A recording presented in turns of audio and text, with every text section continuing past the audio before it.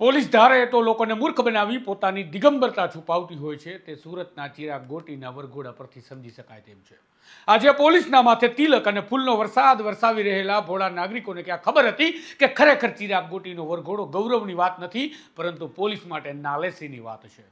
વળી અમે જ્યારે આ મામલે પોલીસ અધિકારી સાથે વાત કરી તો તેમણે તો ચોંકાવનારો જવાબ આપ્યો। ટૂંકમાં લાજવાને બદલે ગાજ્યા હોય તેવું વધારે લાગ્યું। કદાચ અધિકારીને લાગ્યું છે કે બધા વાહવાહી અને ખુશામતખોરી કરે છે તો આપણને પણ મોજ લેવામાં વાંધો શું છે। તો આવો વિગતે વાત કરીએ। સુરત પોલીસ ભલે નાગરિકો દ્વારા ફૂલડે વધાવવામાં આવ્યું હોય પરંતુ કેવી રીતે આ તેમનું સન્માન નહીં પણ ફૂલો વડે તેમની કામગીરીનું ચીરહરણ થતું હતું તેના વિશે। નમસ્કાર, હું છું તુષાર બસિયા, આપ જોઈ રહ્યા છો સ્વમાન। આ દૃશ્યો ચિરાગ ગોટીના રિકન્સ્ટ્રક્શનના નહીં પણ વરઘોડાના છે। ખરેખર પોલીસ વરઘોડો કાઢે તે ગેરકાનૂની છે પણ આ વરઘોડામાં પોલીસ પર ફૂલ વરસી રહ્યા હતા અને નાગરિકો રીતસરના ફિલ્મ જોવા આવ્યા હોય તેમ રસ્તાની બંને બાજુ ઇમારતોની બાલ્કનીમાં ગોઠવાઈ ગયા હતા। નાગરિકોને આવું ગમે તે સ્વાભાવિક છે કારણ કે જે માણસનો અત્યાચાર સહન કરીને થાક્યા હોય તેને રસ્તા પર પોલીસ સરઘસ કાઢીને લાવે તો તે દ્રશ્યો તેમની આંખોને ઠંડક આપતા હોય છે। પણ જ્યારે સુરતમાં ચિરાગ ગોટીના નામના શખ્સના આતંકી જેવા ક્રૂર કૃત્યો સોશિયલ મીડિયા પર વિડીયો મારફતે ભારે વાયરલ થયા અને પોલીસ અને કાયદોની વ્યવસ્થા પર સવાલ પેદા થયા હતા ત્યાં બીજા વિડીયો અને ફરિયાદીઓ સામે આવ્યા જેમણે પણ ડોન બની ફરતા ચિરાગ ગોટીની ક્રૂરતા માધ્યમો સમક્ષ વર્ણવી હતી। આ વાયરલ વિડીયોમાં હાથે પગે લાગતા નિર્દોષ લોકો પર ચિરાગ ગોટી કેર વર્તાવી રહ્યો હતો। એક વિડીયોમાં તો એક માણસને ઊંધો સુવડાવી પૂંઠે ધોકા મારતો ચિરાગ ગોટી દેખાતો હતો। ચિરાગ ગોટીના ભાજપના નેતાઓ અને ધારાસભ્યો સાથે સુવાળા સંબંધોની પણ સુરતમાં ચારેકોર ચર્ચા હતી। લોકો કહી રહ્યા હતા કે ચિરાગ ગોટી લુખ્ખો હતો પણ તેને ડોનની છાપ બનાવી કારણ કે તેની પાછળ રાજકીય બેકઅપ હતું। પોલીસમાં ત્રેવડ હોય તો કાઢે રાજનેતાઓના સરઘસ।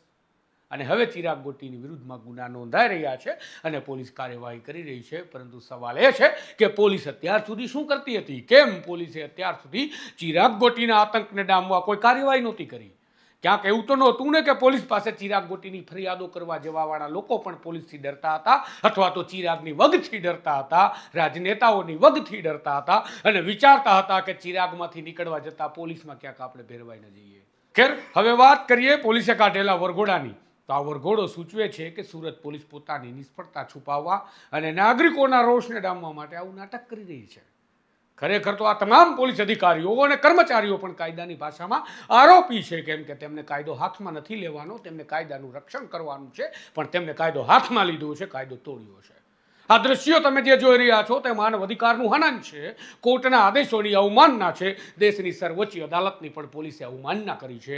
જાણે પોલીસ જસ્ટિસ આપી રહી હોય તેવું નાટક સુરતમાં પોલીસ કરી રહી હતી અને ભોળા નાગરિકો તેમની વાહવાહી કરી રહ્યા હતા।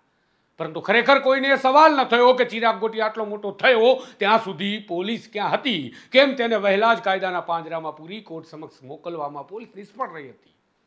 પહેલા તમે જુઓ એસીપી નકુમનો કાયદાનો ભંગ કર્યા બાદ રાજીના રેડ થઈને મીડિયાના માધ્યમથી તેમણે શું વાત કરી છે તે વિડીયો। પછી હું તમને કહું કે અમે જ્યારે એસીપી નકુમ સાથે વાત કરી ત્યારે તેમણે અમને શું જવાબ આપ્યો છે। ચિરાગ ગોટી કે જે આ વિસ્તારનો લુખ્ખો છે એના વિરુદ્ધમાં 10 થી વધુ ગુના દાખલ થયેલા છે। હજુ પણ જેને એને હેરાન કર્યા હતા, પરેશાન કર્યા હતા લોકો આવી રહ્યા છે। બધું ફરિયાદો દાખલ કરીશું અને ગુસ્સી ટોકની કાર્યવાહી પણ કરીશું અને આનાથી પણ વધારે થતું હોય તો એ પણ કરીશું।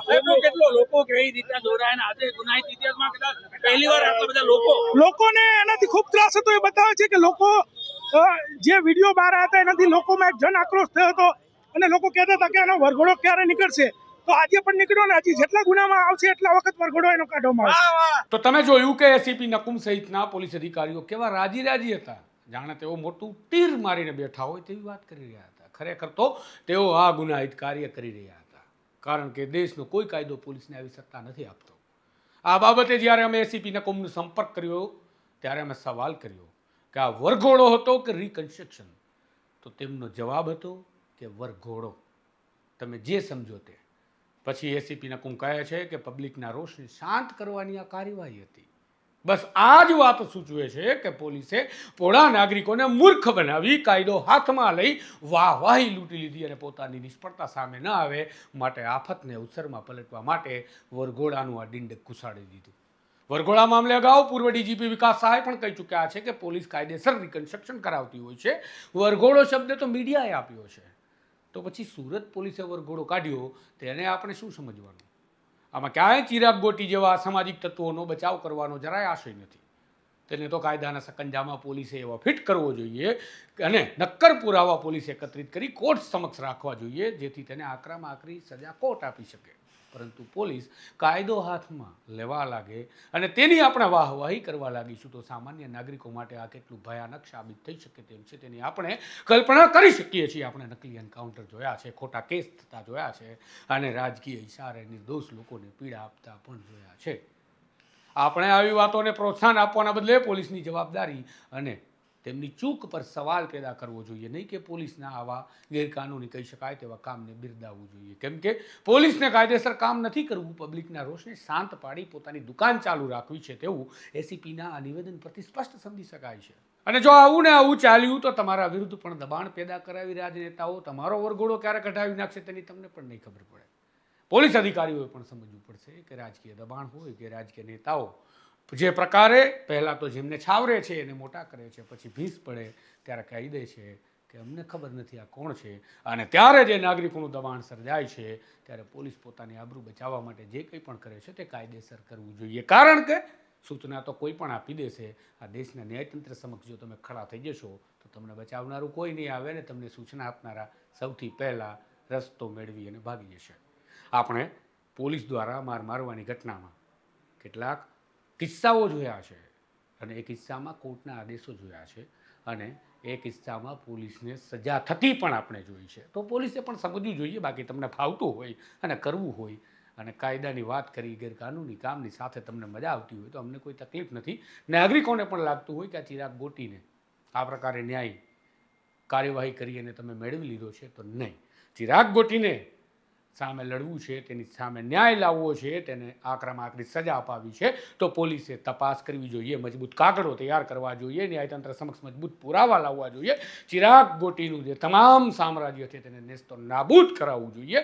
ત્યારે જ એને ચિરાગ ગોટીનો રસ્તો થશે. અન્યથા પોલીસ આવી વાહવાહી લૂંટી લેશે અને પછી ચિરાગ ગોટીનું શું થશે એનો સવાલ આપણે ભૂલી જઈશું. કારણ કે વખતની સાથે ભૂલવાની આપણે આદત છે. ચિરાગ ગોટી સામે ગુસ્સી ટોકની કાર્યવાહીની પણ સુરતના નાગરિકો માગણી કરી રહ્યા છે અને કહી રહ્યા છે કે ચિરાગ ગોટીને ગુસ્સી ટોક કરો અને ઓર્ગેનાઇઝ ક્રાઇમના ગુનામાં તેને અંદર સંડોવો. તો અમે પણ કહી રહ્યા છે કે એ કાર્યવાહી કરો અને એની સાથે કયા નેતાઓ તેને છાવરતા હતા તેની ચર્ચાઓ જે સુરતમાં ચાલે છે પોલીસ તેની પણ ચર્ચા કરે અને કોઈ ચમરબંધીને ન છોડે. અમારે પણ જોવું છે કોઈ ચમરબંધી છૂટે છે કે નહીં. દરેક મુદ્દા પર, દરેક કિસ્સા પર, દરેક આવી ઘટનાઓ પર સ્વમાન અવાજ ઉઠાવતું રહેશે અને સ્વમાન સત્ય બોલતું રહેશે.